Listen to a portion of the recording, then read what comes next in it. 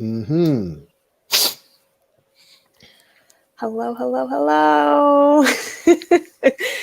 Oh my goodness, we're live again. Today is Friday, April 9th. It's us, Joe and Kat from Joe and Kat Chats. How are you, Joe? You How's know how's what? things going? Happy Friday, Kat. First of all, it's a beautiful day in the neighborhood. Pollen permitting. I'm going to try to Fair. take my medication and make sure that my eyes don't water and my nose doesn't run all afternoon into the evening.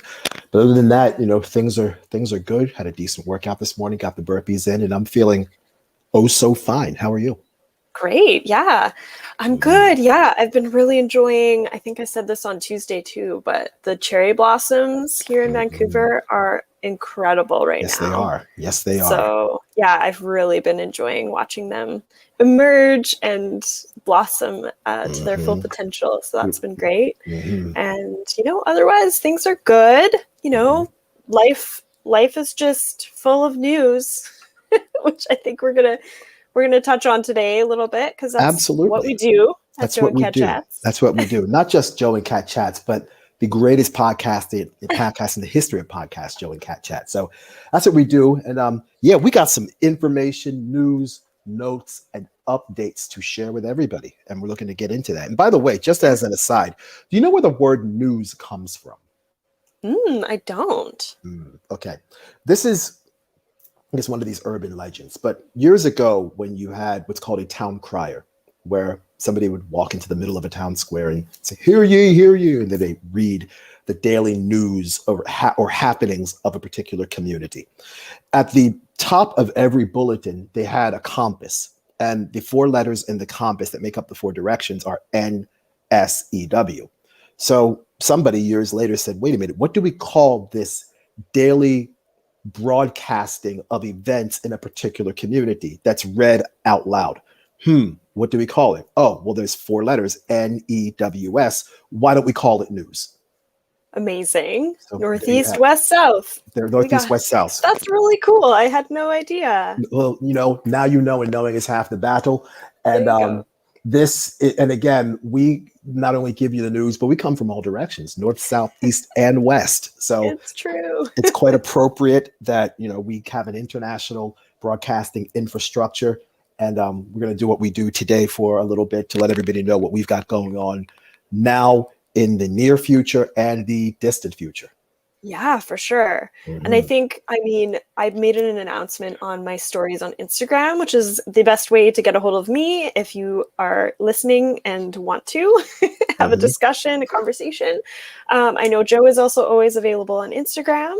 So, yeah, I mean, we are going to shake things up at Joe and Cat Chats because that's what we do. We like to keep things interesting. We always have amazing topics to discuss. Absolutely. Um, but we have decided, because we did a crossover episode a couple weeks ago with someone who is also partnered with Tastemakers Radio, Stacey Marie from The Sanctuary.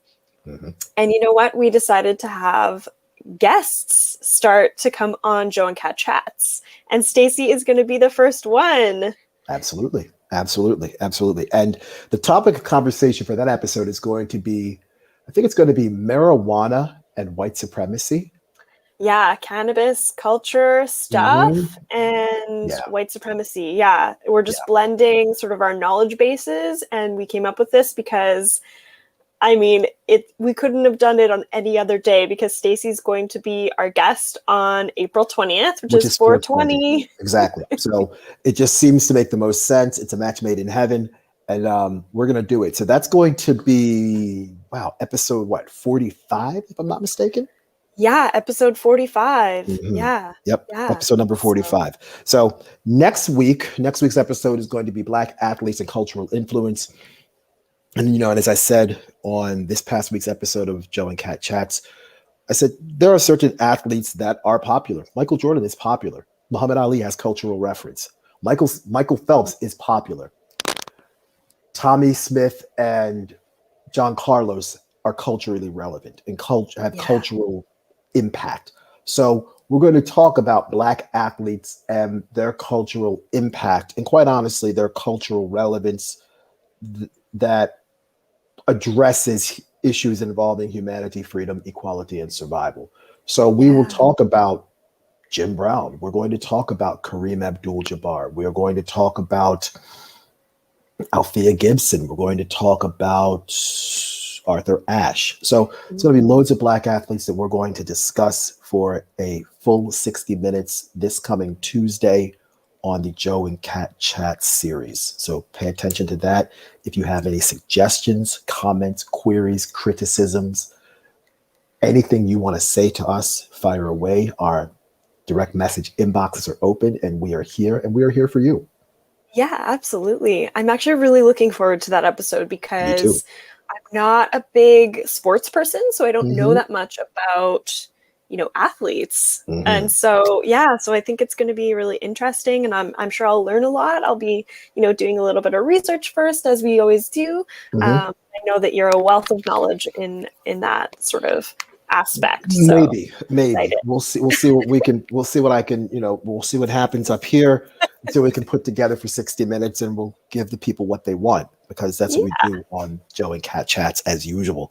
And then the episode 46. So in 2 weeks from this coming Tuesday, it's going to be an episode about being unhoused and homelessness, etc. And we're going to talk about what it means to be homeless. There is a difference between being homeless as opposed to being unhoused. Yeah. We're going to talk about the factors that lead to an individual not having a house or a home. There's a bunch of stuff that we're going to tie into wealth inequality, etc. So, and we're going to talk about some of the places in North America where being unhoused is a problem, like Toronto, like Skid Row in Los Angeles, like San Francisco, like Hastings Street in Vancouver and the downtown east side. So there are issues involved, and we're going to try to tackle some of those issues. And we might even try to have a solution or two to hopefully reduce and eliminate homelessness. One such program that was popularized in Helsinki, Finland, is a program called Housing First, where the federal government decided to find every single person who did not have a house and give them a house. And with a house, they also provided certain social services to get these people who are unhoused on their proverbial feet. Most importantly, when you give people a particular house, you also give them an address, a mailing address, which is a fundamental part of being able to apply for a job. And many of the people who were able to have a physical address, a place where you can get mail, were able to find work. And once they were able to find work, stable work at a decent wage, they were able to no longer need the services of Housing First, and they became self-sustaining and self-sufficient individuals. That program was then transferred from Helsinki, Finland to Salt Lake City. Salt Lake City invested a bunch of money into that same program, and they reduced homelessness in Salt Lake City by 80%. But then the people in government in Salt Lake City decided that they didn't want to do it anymore, and as a result, homelessness increased. So Housing First is a great idea. Something that I have a little bit of background knowledge with, are what's called community land trusts.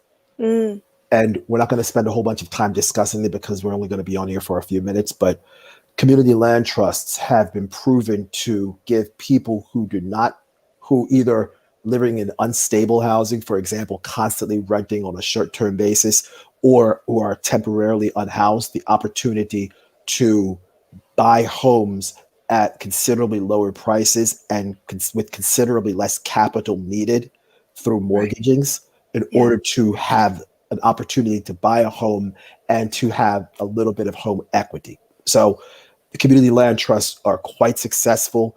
There is a land trust not too far away from where I live right now.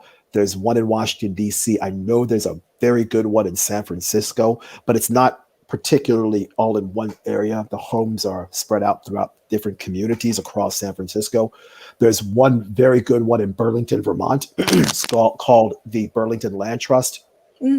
And supposedly Bernie Sanders had a hand in that.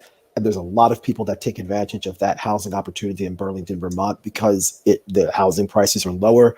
You create a nonprofit organization that provides the infrastructure. So the nonprofit organization actually owns the property and the land that the property sits on.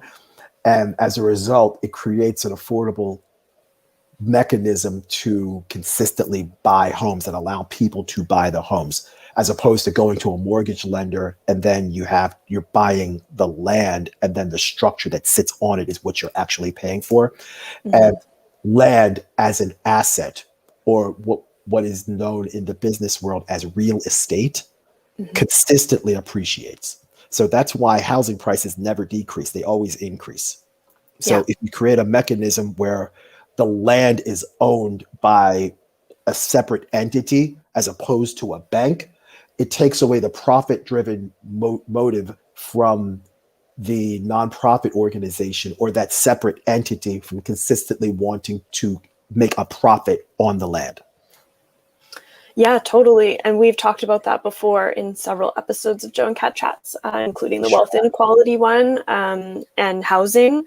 And so, yeah, please do check those out if you're interested in this topic. And yeah, I think that that's going to be a really interesting topic to discuss too, because there's a lot of interesting and tragic history involved with, homelessness and houselessness. And, as you said, we're going to talk about the differences between those words and all the things surrounding that. Yeah. And particularly two cities that I have lived in, which are Toronto and Vancouver, which experience the worst homelessness or the worst conditions for homeless people or houseless people in Canada. So yes. yeah. And then the following week, we're going to do, so episode 47, we're going to talk about some medical stuff again. I mean, I know that's in your wheelhouse. I think, it's topical because of COVID-19. And so I think we're going to talk about the pandemic. We're talking about COVID-19 itself. We're talking about vaccines. We spoke about this a little bit late last year when we talked about medical apartheid and sort of in our year in review episodes as well. And so, yeah, we're going to dive a bit deeper, I think, in a couple of weeks. And then the week after that, which is episode 48, we're going to talk about Islamophobia. And I feel this might be a controversial episode, but obviously we do not shy away from controversy because this is what we do. And I don't know why this ring light keeps going off, but it is what it is. And we're back on again. We're shining bright. But yeah, what we're going to do is discuss Islamophobia. Why does Islamophobia exist? What is Islamophobia? Why are people fearful of practicing Muslims, not just in the United States and Canada, but around the world? Why? What is a Muslim? What do Muslims believe? What is Islam? What is the religion of Islam?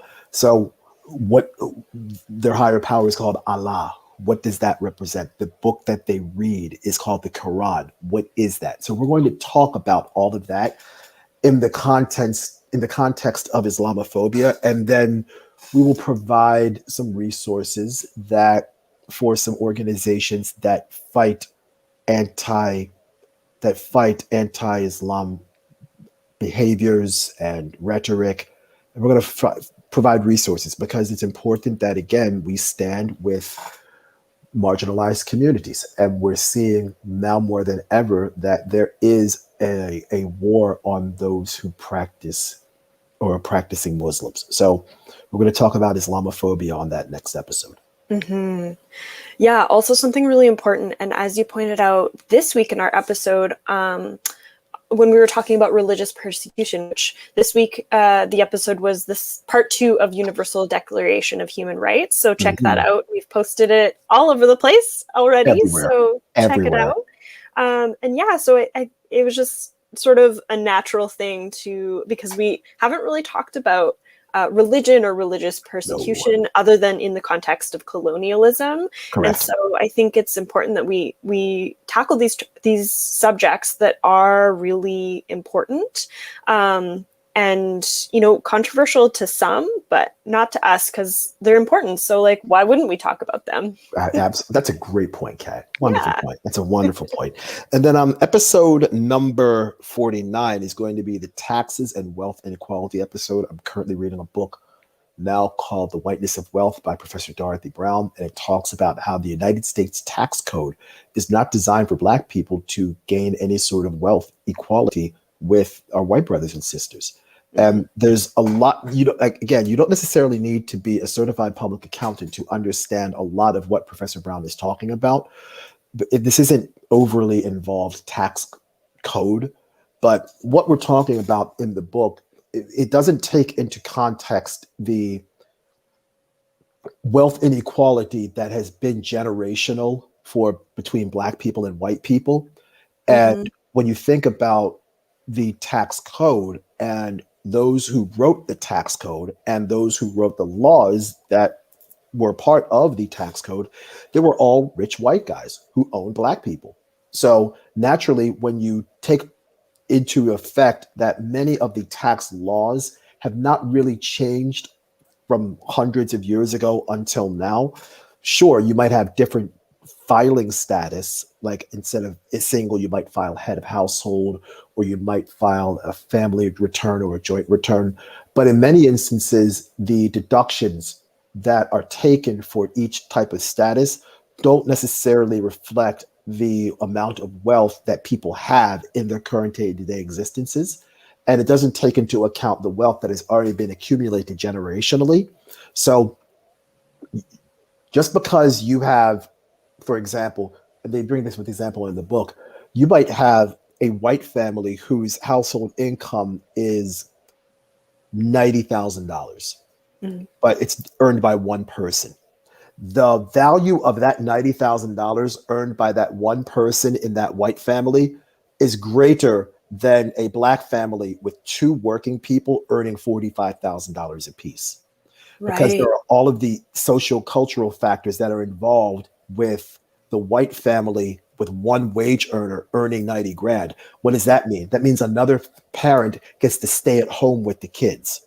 They get to do all of the housing labor that and taking care of the home, that if you had to outsource that to somebody else, like childcare or picking up groceries or cutting your grass or raking leaves or shoveling snow or doing general housework like cleaning up the house, there's a cost to that that would have to be shared or incurred by the two working people in that Black household.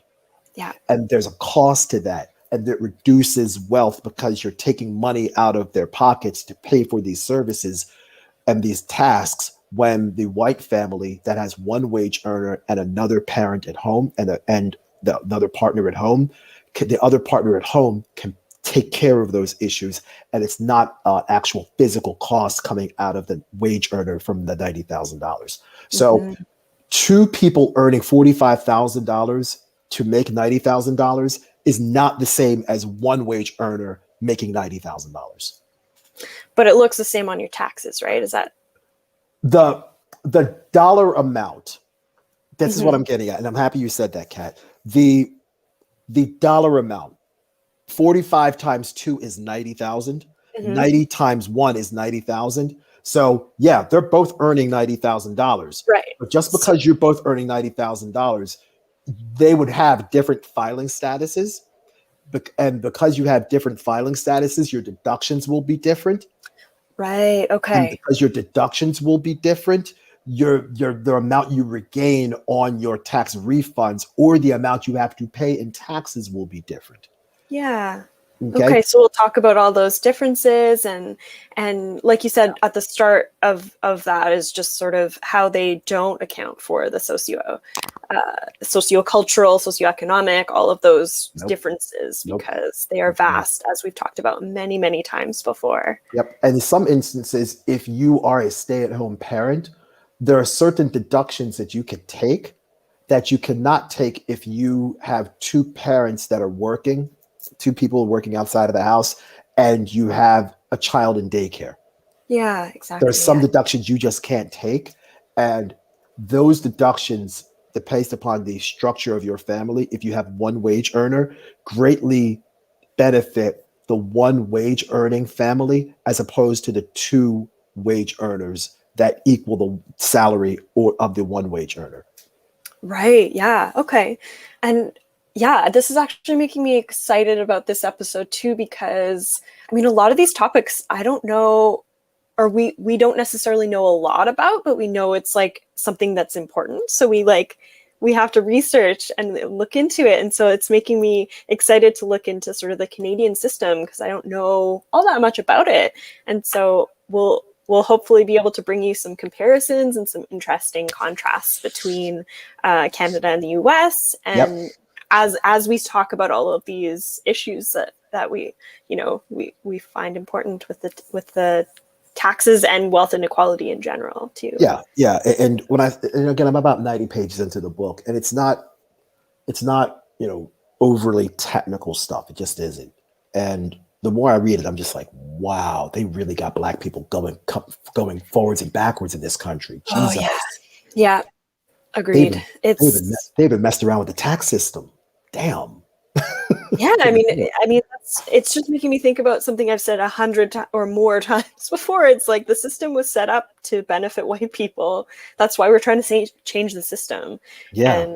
And I mean, that's something that some people think feels like oppression for the first time in their life. But man, it is time, because white people have been benefiting from this system for so long. They've set it up.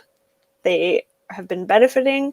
Yes. And even the folks that feel as though their privilege is, when it gets called out, when they feel personally attacked, like those people can't deny this information. It's And by the way, Kat, we had an entire episode about white folks feeling weird and queasy when they get confronted about racism. And wait a minute, that's called white fragility. And we did an entire episode about that on the Joe and Kat Chat series. It was a couple of weeks ago, actually. So if you want to learn more about race and white fragility, watch that. If you really want to dig deep into it, watch the very first episode of Joe and Kat Chats, because we dove into that one also. Yeah, we really did. We've been talking about white fragility and sort of all of the things around that in many episodes. But yeah, the first few episodes, just check those out, because they were, the beginning of this was really why we are still going now, and we're almost at a year of recording these. Bananas. It's just crazy. And by the way, if you're looking to read a book about white fragility, there's a magnificent book. Actually, if you give me about 12 seconds, I can get up and get it, because of course. I don't want to stray too far, because I'm still hooked up to the laptop. And if I stray too far and hooked up to the laptop and I knock it over, it's a bad idea. Yeah, never good. Never a good idea. So here it is. Here's the book, The Whiteness of Wealth, and of course the light shining on it in a bad way. There it is. Oh, there it is. Okay. That's right there. Yeah, so The Whiteness of Wealth by Dorothy Brown. Okay. But here's a book about white fragility it's a magnificent book. I would urge you all to read it. White Fragility. Why is it so hard for white people to talk about racism? By Professor Robin DiAngelo. Read this book. It is magnificent. Get it. One of these days, in a forthcoming episode, we're going to have a book episode. We're going to talk about books that we think you all should be reading, because that's what we do. And I think a lot of this material is going to come from what I did last year for Black History Month. On my Instagram highlights, I have a BHM-2020 highlight where I talked about books that I think people should be reading. And I did that for the entire 29 days last year, because it was a leap year in 2020. So every day there was a book, and I posted a book up there, and you'll get to see what's there. I have a bunch of those books, but then there's a bunch of them that I'd still like to read. So we're going to talk about maybe about 10 to 15 books that we think are important. Yeah, for sure. Yeah, that's an exciting one. And one other thing that sort of came into mind while you were talking about taxes and wealth inequality is we should probably do an episode on unpaid labor and, all of the things surrounding that. And, just as throwing an idea out there, because that's what we do. I like that idea. Maybe the unpaid labor can go in, be a part of the wealth inequality and taxes episode. Yeah. Because again, with that one family that earns 90 grand, the parent that stays home, they're not necessarily paid for their labor. They're not getting paid to take their child to play group or mow the lawn or rake the leaves or do all the laundry or fix the drywall. You know what I'm saying? They're not being paid to do that. And I should know that, because at one time in my life, I was a stay-at-home dad. So I understand what that's like. You don't earn a paycheck for changing diapers. No, you don't. You don't earn a paycheck for changing diapers, but the return on investment of being there for your child in an early age is immeasurable. And Mm, there probably is uh, a, a monetary value in that. I just don't know how you would calculate that. That's certainly above my pay grade by a lot. So there are people with PhDs in economics that can figure that out. I just imagine that there would be some way to calculate the value of a stay-at-home parent being there for your child for the first 3 years of his or her life, as opposed to putting that child in daycare. yeah, there's definitely research out there that, like published research out there like that. I took a course in my undergraduate about unpaid labor and sort of the disproportionate. I mean, it was about women in work and how women are disproportionately doing unpaid labor, and the whole concept of a second shift is disproportionately women. But I appreciate that you can totally speak to that as, you know, with your experience as a stay-at-home dad, because I was a stay-at-home dad. valuable, Yeah. for sure. Yeah. Those were the days. Me and Parker going grocery shopping, taking her Yeah, out of, putting her in the stroller, then putting her in the little seat inside the cart. yeah, And then making sure she doesn't eat the strawberries while I'm picking them out. yeah. There you go. Baby, you can't eat. They're not washed, sweetheart. Stop that. Aw, Yeah. Those were the days. too sweet. Those were the days. Those were the days. And Oh my so gosh. that's episode. What episode was that? I That was lost track. episode 49. Ooh, okay. And then All right. planned episode 50, we can't say too much about yet because we have an idea of a guest, another special guest, because the announcement today is just that we're doing guests now with with Joe and Kat Chats, and we're going to try to do one a month. So we want to throw it out to our listeners. Whoever's held on this long today, please do suggest people. We're happy to hear your suggestions for episode topics, for guests. But yeah, so episode 50 is, I think, the last week in May. And so I really hope we can get the person that we've reached out to for that day, because that will be incredible. I think so. And I think everybody's going to like this guest that we have lined up. And yeah, I think you all will like him or her. Yeah. Or them. Or them. Inclusive here. Yeah, we are being very inclusive. And we're making sure that, he said him. Oh, it's a guy. Not necessarily. Not necessarily. Maybe not. We're going to throw some breadcrumbs this way, but then we're going to go the other direction. Yeah, exactly. Give you a head fake. That's what we do. So totally. Just pay attention. We're going to let everybody know when it's time, once we have all the I's dotted, all the T's crossed, and the ink is dried on the contract, proverbially speaking. For real. Yeah, I'm really excited for that. I hope we can do what we are planning. And speaking of inclusivity, June is Pride Month. So the first week of June is also our 1 year of doing Joe and Kat Chats anniversary, because even though it's episode 51, we did episode 12 and 12.5. And so numbers are kind of not aligning, but the first week of June is our anniversary of 1 year of Joe and Kat Chats, which is mind-boggling. Bananas. Bananas. So we're going to have something excellent to talk about that week. We're also going to have an episode about the LGBTQ movement. We're going to talk about that because there are, as I live my life, there are a lot of people that don't know what those letters actually stand for. People don't necessarily understand, what does it mean to be LGBTQIA plus? What totally. I'm confused. I don't get it. If you're queer, does that mean you're gay? If you're bisexual, does that mean, I don't understand. I'm so confused. So what we're going to do is clear up a lot of that confusion with the LGBTQ episode. We're going to provide a history of the LGBTQ movement. We're going to talk about important people in the LGBTQ movement. Certainly somebody like Harvey Milk will be obviously an important person to discuss. And yeah, but you're going to have a whole lot of other people involved in the conversation. So Yeah, for sure. LGBTQ movement's going to be one of the episodes, and I'm sure we'll have many more topics that are going to be centered around Pride Month.